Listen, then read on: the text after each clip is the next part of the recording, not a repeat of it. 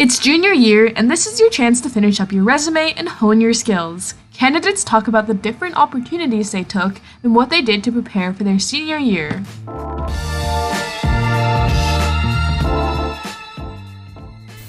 Hi, my name is Sivian. I'm a senior at Frederick High and I'm originally from Maryland.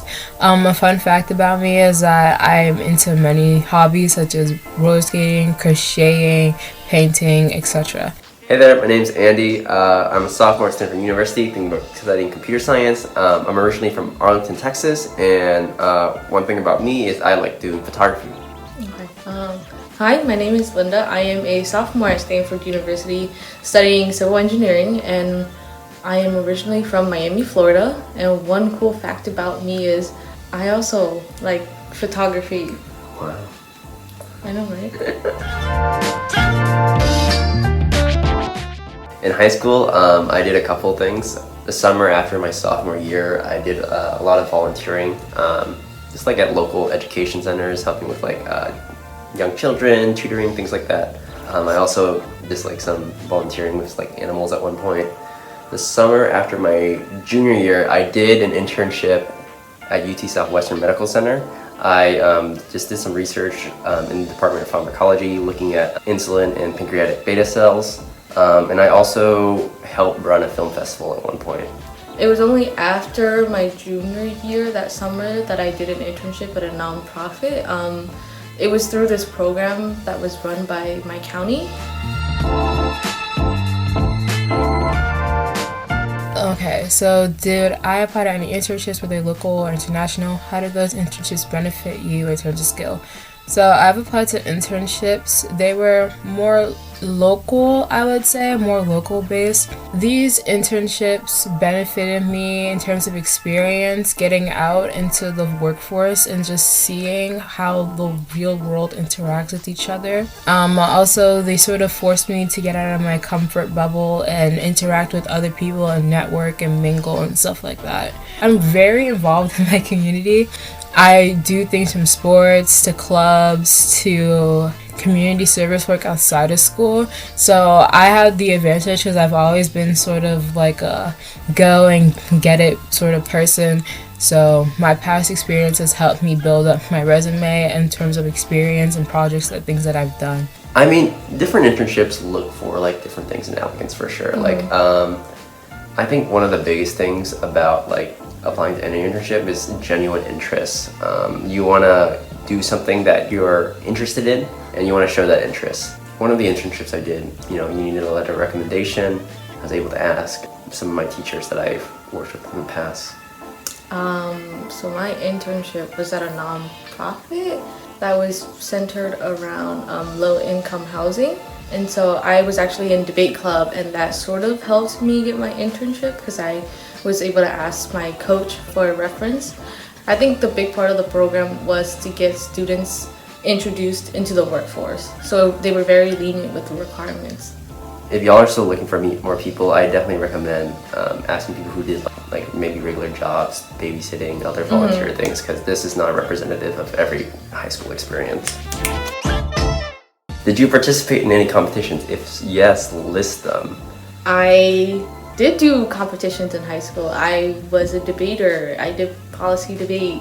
And those were like very local competitions. I was part of an urban debate league where they gather a lot of local schools within the area, high schools. And then they also had a middle school division, and we would meet up every one Saturday every month during the school year to like compete in a tournament, and just to like, we got to visit colleges and we got like lunch and stuff like that, and we also got to like learn about topics and things like that. And I think I was in a position where I lived in a city where these kinds of programs could be funded. I want to talk real quickly about science fair. It was something I just did like 1 year. It was like a one-off, and so we did a science fair experiment. The thing I want to talk about is our first round of science fair, our district level, was located at UT Southwestern Medical Center, and like it was there that I met like the person who runs my internship program, and talking to her and just like other people, I found out about the program and decided to apply. So definitely, if I had not just decided to choose science fair that year, I never would have learned that opportunity.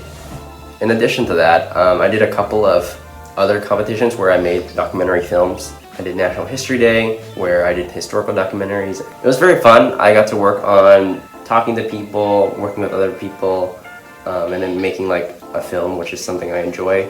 Definitely, I learned a lot about along the way. I had like a really good teacher who was a mentor for me.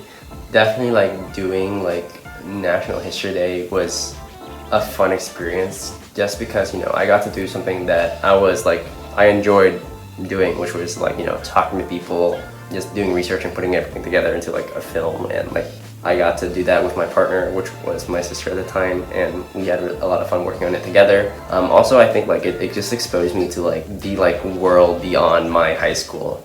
There's definitely a lot out there, and sometimes being like just staying within your high school, you don't see like all the opportunities or all the different perspectives of different people, and just it lets you really like see the world in a whole different way. I personally haven't bid in any competitions. I do have friends that do competitions who are in terms of sports, in terms of school activities, and like things like swim, things like basketball, things like one of my friends does Irish tap dancing actually. What I could suggest for those who do not have time for competitions is to first find some things you can trade out in your schedule. Maybe if you have the opportunity to, also join a club, something that pushes you to fill out or make time for yourself in order to be in that competition.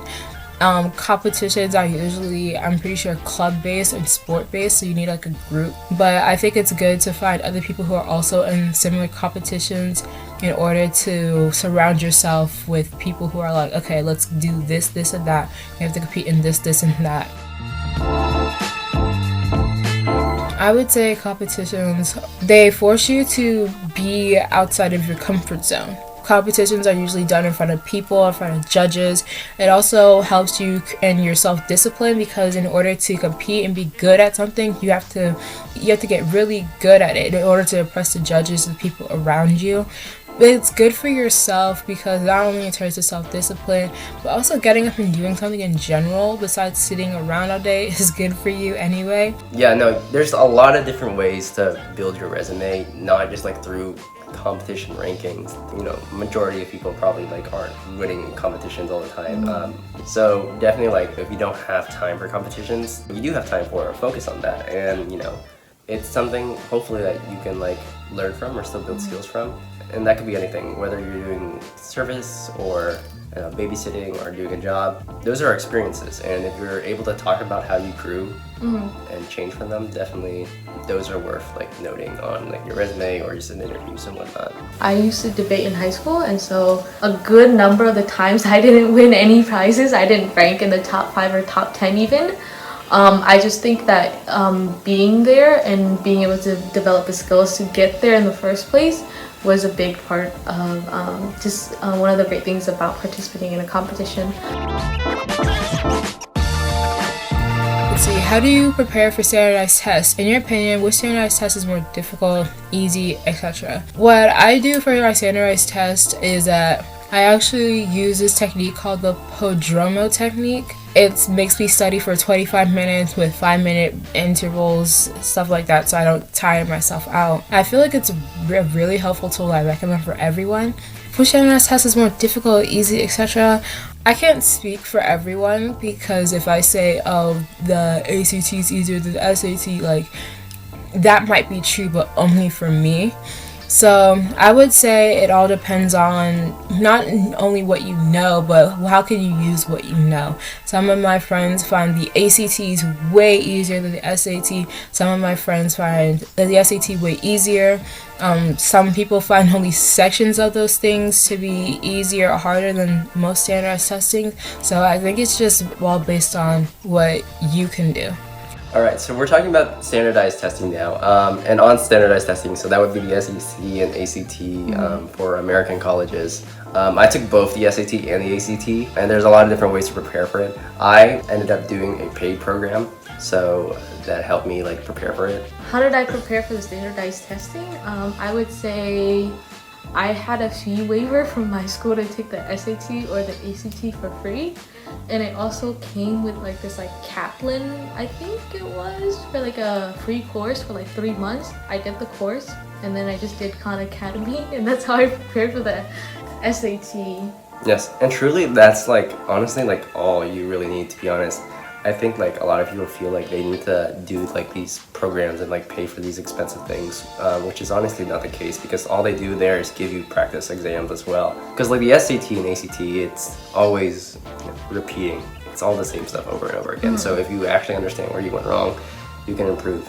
Also, especially this year, a lot of colleges are going test optional, so it's not something you necessarily need. I think colleges are starting to realize that tests, standardized testing is not something that is meant for everyone. I prefer the SAT over the ACT. I think the SAT is just, in my head, it's simpler. It's just like math and reading as opposed to like the science on the ACT. I feel like the SAT is a little bit more predictable. I found that the ACT was easier, ACT? but I actually got a higher score on the SAT.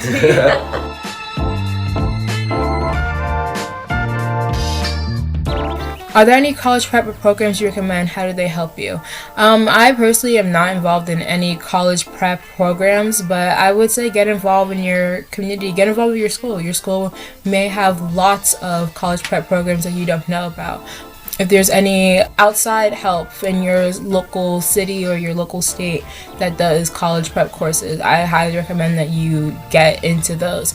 Especially if you're like the first person to go to college in your family, or the first person to really step out of the middle school and high school. So like for me, I'm a first-generation region immigrant. My mom didn't go to like college and stuff when she was in her home country yet, so she came over to America in order for me to get a better education. Because she hasn't gone to college, it's sort of like a walk in the dark for me.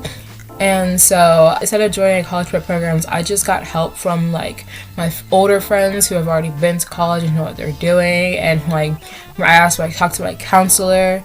Okay, so now we're going to talk about college prep programs. Yeah, so there's a lot of ways to prepare for college, for sure. There's a lot of paid programs, expensive programs that may be helpful for some people, but I don't think definitely not necessary. I didn't pay for any college prep programs. I didn't do any. The only college prep program I did was QuestBridge, their junior and their senior version. Their Prep Scholar, I applied for that and I got it, and they just had like this like seminar thing. But I also didn't think it was very helpful in my case. It just told me things that I already knew about college, like how to apply like the financial aid and things like that. A lot of these programs like give you like information that that might be helpful to someone who like has never seen it before. But definitely I think like if you're not looking to like spend all that money on that, and I definitely don't recommend it. For me personally, my college counseling team was very good. They were always able to answer questions and whatnot. I know not every college counseling team out there is always responsive. If you're able to, definitely like try to build a relationship with your counselor. I think they're very helpful. They are not a way to get into college. There are literally people that pay thousands of dollars for these summer prep at these universities and don't get into the universities. Yeah.